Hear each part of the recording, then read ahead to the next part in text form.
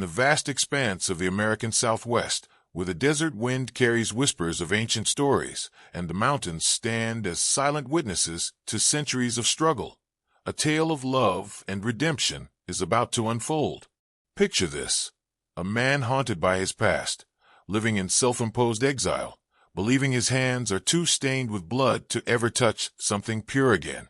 Now imagine that same man discovering that the one person who showed him there was still light in his darkness has been taken, stolen like a prize of war by men who see her not as a human being, but as a trophy. What would such a man do? How far would he go? And what would he be willing to sacrifice to bring her home? This is the story of Tahu, a silent Apache warrior whose journey through fire and desert will test everything he believes about himself, about love, and about the possibility of redemption for a soul he thought was lost forever. But before we begin, leave a like, subscribe to the channel, and tell us where you're listening from. The morning sun cast long shadows across the rocky terrain of the Chiricahua Mountains, painting the desert landscape in shades of amber and gold. High above the valley, hidden among the jagged peaks, a solitary figure sat motionless beside a small fire. Tahu had been watching the sunrise for 3 years now, each dawn a reminder of another day in his self-imposed exile. His weathered hands, scarred from countless battles, held a piece of carved wood, a small bird he'd been working on for weeks. The delicate craftsmanship seemed at odds with the calloused fingers that shaped it, but Tahu found peace in the contradiction. These same hands that had once dealt death now sought to create something beautiful. The silence of the mountains was broken only by the distant cry of a hawk circling overhead. Tahu preferred the silence. It didn't ask questions about his past or demand explanations for the choices that had led him here. The Apache village below, where he'd once been a respected warrior, felt like a lifetime away, though it was merely a day's ride down the mountain. He'd left that life behind after the massacre at Skeleton Canyon, where his war party had been ambushed by cavalry soldiers. In the chaos and blood that followed, Tahu had done things, terrible, necessary things, that saved his people but cost him his soul. At least, that's what he told himself during the long, sleepless nights when the faces of the dead visited him. The sound of approaching hoofbeats pulled him from his reverie. Tahu's hand instinctively moved to the knife at his belt, but he recognized the rider before she came into view. Aiyana emerged from the tree lean on her spotted pony, her long black hair flowing behind her like a banner in the wind. "You're a difficult man to find," she said, dismounting with the fluid grace that had always captivated him. At 22, Aiyana possessed a beauty that went beyond her physical features, though those were striking enough. Her dark eyes held intelligence and compassion in equal measure, and her smile could warm even the coldest heart. "That was the intention," Tahu replied, his voice rough from disuse. He rarely spoke to anyone these days, preferring the company of his own thoughts and the mountain spirits. Aiyana approached the fire, uninvited but not unwelcome. She had been making these visits for months now, always bringing food or news from the village, always finding excuses to check on the man who had once been her brother's closest friend. "The elders are worried about you," she said, settling beside him on a flat rock. "They say a warrior without his people is like a river without banks. Eventually, he loses his way." Tahu continued carving, not meeting her eyes. "Some rivers are meant to disappear into the desert, and some are meant to nourish the land," she countered. "My grandmother says you punish yourself for things that were beyond your control. Your grandmother is wise, but she wasn't there." Tahu's voice carried the weight of memories he couldn't share. "She didn't see what I became." Aiyana studied his profile, noting the tension in his jaw, the way his shoulders carried invisible burdens. "What I see is a man who saved 12 women and children from those soldiers. What I see is someone who chose to live alone rather than risk bringing danger to his people. That's not the behavior of a monster, Tahu. That's the sacrifice of a hero." For a moment, Tahu's hand stilled on the carving. In the 3 years since Skeleton Canyon, Aiyana was the only person who had dared to speak to him about that day. She was also the only person whose presence didn't make him want to flee deeper into the mountains. "I brought you something," she said, producing a small bundle from her saddle bag. Inside was fresh bread, dried meat, and a jar of honey. And news from the valley. The spring gathering is in 2 weeks. The whole tribe will be there, dancing, storytelling, celebrating the new season. I won't be coming down, Tahu said, though his tone was gentler than before. I know. Aiyana's fingers brushed his hand as she reached for the wooden bird. But I hoped you might. This is beautiful work. The simple touch sent electricity through Tahu's entire being. He'd forgotten what human contact felt like, had convinced himself he no longer needed or deserved it. But Aiyana's touch reminded him of what he'd lost when he chose exile over community. It's for you, he said quietly. If you want it. Aiyana's smile was radiant. I'll treasure it always. They sat in comfortable silence as the sun climbed higher, sharing the simple meal she'd brought.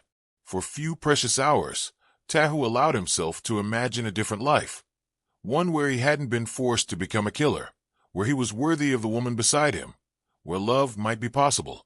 But even as they talked and shared gentle laughter, dark clouds were gathering in the distance. Miles away, a group of settlers was planning their next move, their eyes fixed on the prosperous Apache village in the valley below. They saw not people with families and dreams, but obstacles to their expansion and opportunities for profit. The storm was coming, and it would test everything Tahu thought he knew about himself. The attack came at dawn, just as the morning mist was lifting from the valley floor. Tahu heard the gunshots from his mountain perch, the sharp cracks echoing off the stone walls like thunder. His blood turned to ice as he recognized the sound, not the random shots of hunters, but the methodical volleys of an organized assault. Without hesitation, he saddled his horse and began the treacherous descent down the mountain trail. Every instinct screamed at him to be cautious, to approach slowly and assess the situation, but his heart overruled his tactical mind. Aiyana was down there. The scene that greeted him at the village's edge was chaos. Smoke rose from burning lodges, and the acrid smell of gunpowder mixed with the copper scent of blood. Bodies lay scattered in the dust, men who had tried to defend their families, elders who had been cut down without mercy. The surviving villagers were being herded together like cattle, their hands bound, their faces etched with terror and grief. Tahu dismounted and crept closer, using the cover of smoke and confusion to assess the situation. There were perhaps 20 settlers, all armed with rifles and revolvers, their leader a tall man, with a scar running down his left cheek. They moved with the efficiency of experienced raiders, suggesting this wasn't their first attack on an Apache village. Load the supplies and anything valuable, the scarred leader was shouting to his men. We've got a long ride ahead of us. Tahu's eyes swept the crowd of prisoners, searching desperately for Aiyana's face. When he finally spotted her, his heart nearly stopped. She was alive, but blood trickled from a cut on her forehead, and her clothes were torn. One of the settlers had his hands on her, roughly pushing her toward a group of horses. This one's pretty enough, the man was saying to his companions. Should fetch a good price at the trading post, or maybe we'll keep her as a trophy. The casual cruelty of the words ignited something primal in Tahu's chest. For 3 years, he had battled the darkness within himself, the part of him that had been forged in violence and blood. He had thought he'd buried that man, but seeing Aiyana treated like property awakened every lethal instinct he possessed. But he forced himself to remain still, to think strategically. There were too many of them, and they were well armed. A frontal assault would be suicide, and it wouldn't save Aiyana or the other prisoners. He needed a different approach. As the raiders prepared to leave, Tahu noticed something that made his blood run cold. They weren't just taking supplies, they were taking people. Besides Aiyana, they had selected 4 other young women and 3 children, all bound and loaded onto horses like cargo. The scarred leader mounted his horse and addressed his men. We'll make camp at Devil's Canyon tonight, then push on to the trading post tomorrow. Keep the prisoners alive. Dead merchandise don't bring top dollar. Tahu memorized every face, every detail of their equipment and weapons. These men thought they were taking trophies, but they had no idea they had just signed their own death warrants. As the raiding party disappeared into the desert, Tahu emerged from hiding to help the surviving villagers. The scene was heartbreaking. Families torn apart, homes destroyed, a community devastated by sudden violence. But there was no time to mourn. The prisoners' lives depended on swift action. Tahu. The voice belonged to Nailnish, Aiyana's younger brother. The young man was bleeding from a head wound, but he was alive. They took her. They took Aiyana and the others. I know. Tahu's voice was cold as winter wind. How many men can still fight? 6, maybe 7 if we count the wounded. Nailnish's eyes were filled with desperate hope. But we have no weapons. They took everything. Tahu nodded grimly. The raiders had been thorough, but they had made one crucial mistake. They had underestimated the man they had awakened. For 3 years, Tahu had tried to bury his past, to become someone worthy of peace. But some evils could only be answered with the language they understood.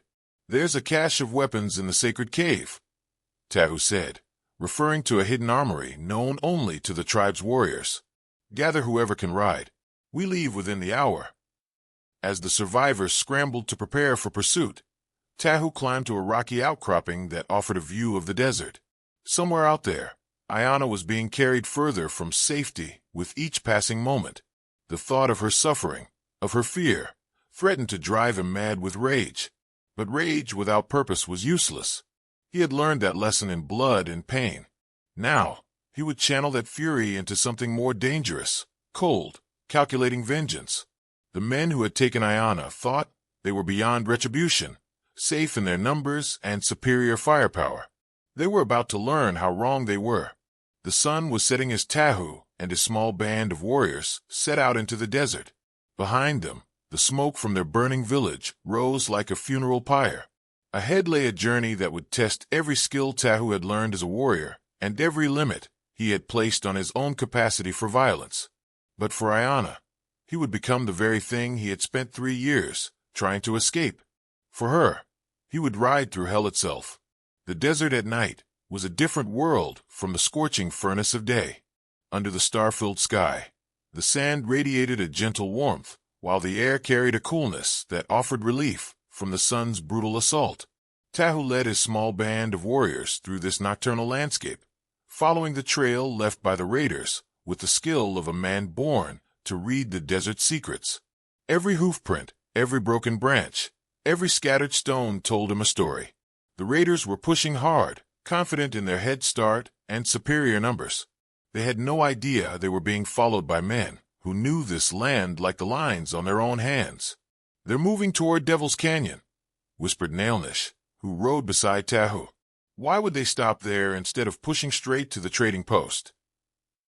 Tahu studied the trail in the moonlight. "Because they're not just raiders," he said grimly. "They're slavers, and they know that frightened, exhausted prisoners are harder to control than ones who've been given false hope."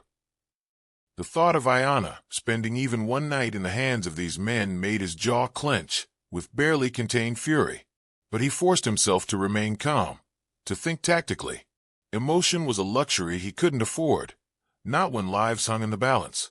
As they crested a ridge, Tahu raised his hand to halt the group. Below them, perhaps a mile away, flickered the orange glow of a campfire. The raiders had made camp exactly where he'd predicted, in a natural bowl, surrounded by rocky walls.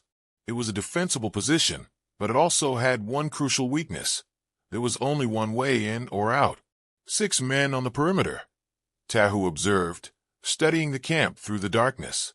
The rest are around the fire. Prisoners are being held near the horses. Even from this distance, he could make out Aiyana's silhouette. She was alive, sitting with the other captives, her head held high despite her circumstances. The sight of her dignity in the face of such terror filled him with both pride and heartbreak. "We go in silent," Tahu told his warriors. "No guns unless absolutely necessary. We need to reach the prisoners before they can be used as shields." The plan was simple but dangerous. Tahu would infiltrate the camp alone, eliminating the sentries and creating chaos. When the signal came, the call of a night hawk, his warriors would attack from multiple directions, dividing the raiders' attention and covering his approach to the prisoners. As Tahu prepared to descend toward the camp, Nailnish grabbed his arm. "Brother," he said quietly, "if something happens to me, tell my sister. Tell her yourself." Tahu cut him off. "We're all going home tonight." The descent into the canyon was treacherous in the darkness, but Tahu moved like a ghost among the rocks. Years of mountain living had honed his natural stealth to a razor's edge. He was the shadow that passed unseen, the whisper of wind that carried death. The first sentry never knew what hit him. One moment he was scanning the ridge for threats, the next he was unconscious, his rifle confiscated and his position compromised. The second sentry lasted only moments longer, falling to Tahu's knife before he could raise an alarm. From his position near the horses, Tahu could see the prisoners clearly now. Aiyana's eyes were alert, watching their captors with the intelligence of someone planning escape. The other women huddled together, trying to comfort the frightened children. They were all depending on him now. The scarred leader was holding court around the fire, regaling his men with stories of previous raids and the profits they would make from their human cargo. His casual cruelty, the way he spoke of people as mere commodities, confirmed everything Tahu had suspected about these men. "Tomorrow we'll reach the trading post," the leader was saying. "The Apache women will bring top dollar, especially the pretty one. The children can be sold as servants or laborers. Either way, we'll be rich men by week's end." Tahu's hand tightened on his knife. He had heard enough. These men had crossed a line from which there was no return. They had made themselves enemies of everything decent and human, and they would pay the price. The night hawk's call echoed across the canyon, and hell erupted in the raiders' camp. Tahu's warriors appeared from the darkness like avenging spirits, their war cries splitting the night air. Confusion reigned as the raiders scrambled for their weapons, unsure where the attack was coming from. In the chaos, Tahu sprinted toward the prisoners. A raider turned his rifle toward the captives, but Tahu's throwing knife took him in the throat before he could fire. Another man tried to grab Aiyana as a human shield, but found himself facing 200 pounds of Apache warrior moving with deadly purpose. The fight was brief but vicious.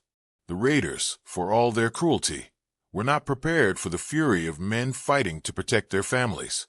Within minutes, the camp was secured, the surviving raiders bound and disarmed. "Aiyana," Tahu breathed, cutting her bonds with shaking hands. "Are you hurt?" "I'm fine," she whispered, though tears streamed down her face. "I knew you would come. I never doubted it." As they freed the other prisoners, Tahu found himself facing a choice that would define the rest of his life. The raiders lay defeated, their leader wounded but alive. By the laws of war, they were his prisoners now. He could turn them over to the territorial authorities, let the white man's justice system deal with them. But as he looked at the faces of the children they had traumatized, at the women they had brutalized, at the village they had destroyed, Tahu felt the old darkness rising in his chest. These men had forfeited their right to mercy when they chose to treat human beings as property. The scarred leader, bleeding from a head wound, looked up at Tahu with defiant eyes. "You think you've won, Apache? There's a whole army of us out there. We'll be back for what's ours." The threat was clear, and it sealed their fate. Tahu couldn't risk these men returning with reinforcements, couldn't gamble with the lives of his people. The warrior he had tried to bury for 3 years stepped forward, and justice was swift and final. When dawn broke over the canyon, only the Apache party remained. The threat had been eliminated, but Tahu felt no satisfaction in the victory. He had hoped to leave his violent past behind, but the desert had demanded its due. As they prepared to leave, Aiyana approached him quietly. "You did what had to be done," she said simply. "You saved us all." "I became a killer again," Tahu replied, his voice heavy with regret.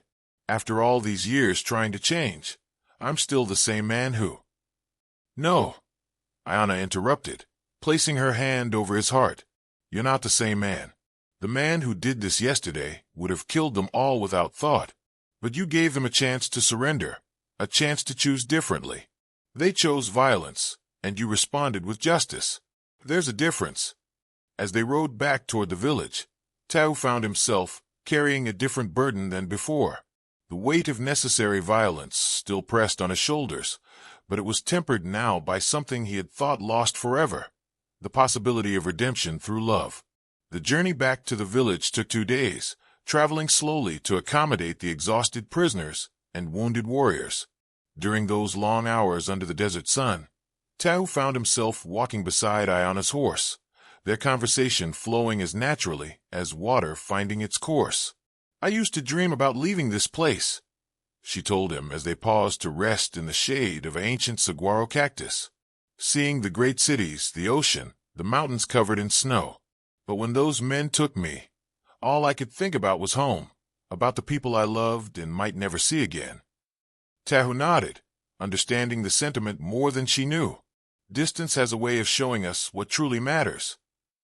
"Is that why you stayed away so long?" she asked gently. "Because you thought you weren't worthy of what you loved?" The question cut to the heart of everything Tahu had been wrestling with for 3 years. He had told himself he was protecting his people by staying away, but the truth was more complex. He had been protecting himself from the possibility of rejection, from the fear that his past would contaminate any chance of happiness.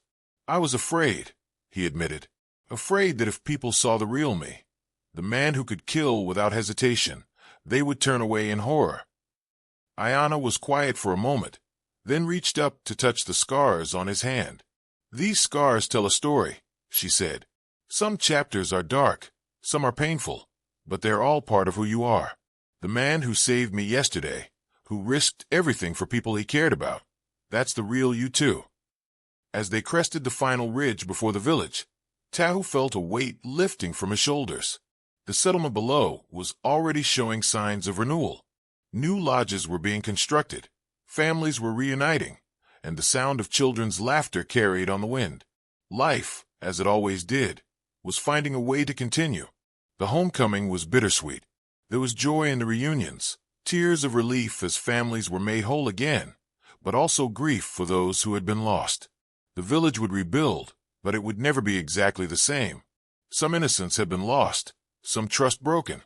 At the ceremony held that evening to honor the fallen and celebrate the survivors, Tahu found himself in an unexpected position. The elders called him forward, speaking words of gratitude and respect that he had never expected to hear again. "For 3 years, we have mourned the loss of one of our greatest warriors," said the tribal leader, his voice carrying across the gathering. "Not because he was dead, but because he was lost to us, lost to his own pain and guilt. Today, that warrior has returned, not just to save our people, but to save himself." The ceremony continued with traditional songs and dances, but Tahu barely heard them. His attention was focused on Aiyana, who sat beside him with a wooden bird he had carved clutched in her hands. When their eyes met, she smiled, an expression so full of love and acceptance that it nearly took his breath away.